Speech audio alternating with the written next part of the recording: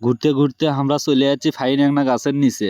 গাছের নিচের পরিবেশ কোনা দেখে আমাদের মনটা ভরে গেল। এই গরমের মধ্যে মনোরম পরিবেশের সাথে ফুকুত ফুকুত করে আসা ঠান্ডা বাতাস আমাদের গাওটা জুড়িয়ে দিল। তোমরাও এসে জায়গা কোনা দেখে যাও, মেলা ভালো লাগবি। সাথে ঠান্ডা বাতাস ফ্রি তো আছেই, বাতাস খাবা আর ছবি তুলবে, একেবারে হেভি ছবি উঠবি। ওয়েলকাম টু আমাদের নতুন ভিডিও।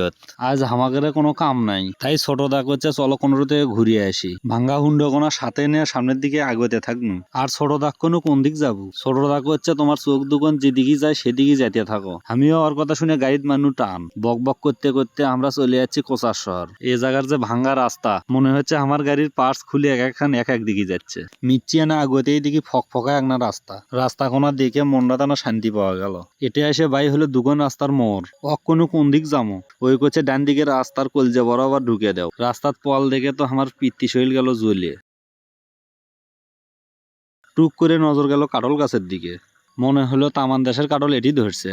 গোড়র থেকে মাথা পর্যন্ত ধরছে, মিচ্ছি না জায়গাও ফাঁকা নাই। কাল্লাখোনা ঘুরেতেই দেখি মুখের ফাইন একটা বট গাছ। এত সুন্দর জায়গা দেখে মন আর বানল না। হুন্ডকোনা বন্ধ করে বসে পড়নু গাছের নিচে। এই জায়গার ঠান্ডা বাতাসে শরীরটা জুড়িয়ে গেল। এদিকে দেখি ছোট দ্বারা ছবি তোলা শুরু করে দিছে। ছোট দাগ কোনো আমারও খানিক ছবি তুলে দিই। আপনারাও দেখেন কত ফাইন ফাইন ছবি তুলে দিছে।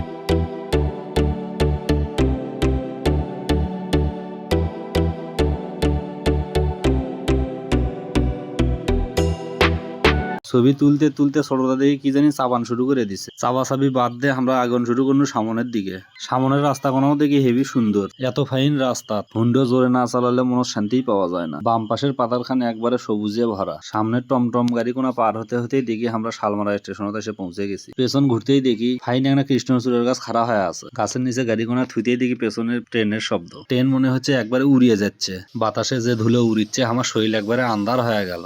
যে গরম পড়ছে তাতে মনে হলো আমার শরীর একবারে পুড়িয়ে যাচ্ছে। স্পিরিটের বোতলত কয়েকটা ঢোক মারে শরীর মিচ্ছিয়ে না ঠান্ডা হলো। খাওয়া দাওয়া শেষ করে আমরা আবার উঠে যাওয়া শুরু করলু। মহিমাগঞ্জ এসে একটা গুলগুলোর দোকান দেখে আমরা থামে গেলু। বড় ভাইয়া কোনো আমারও এক পাওয়া গুলগুলো দেও। গুলো গুড়ের রসের মধ্যে ডুবিয়ে একবারে চপা করে দিছে। আমরা 5 সেকেন্ডের মধ্যে খায়া একবারে শেষ করে ফেলানু। খাওয়া শেষ করে আমরা রওনা দিনু বাড়ির দিকে। আবার দেখা হবে পরবর্তী ভিডিওতে। ততক্ষণ পর্যন্ত সুস্থ থাকুন, ভালো থাকুন। ভিডিওটি ভালো লাগলে ফলো বাটনে টুক করে একটা টিপি দিবেন আর কমেন্ট করে জানিয়ে দিবেন।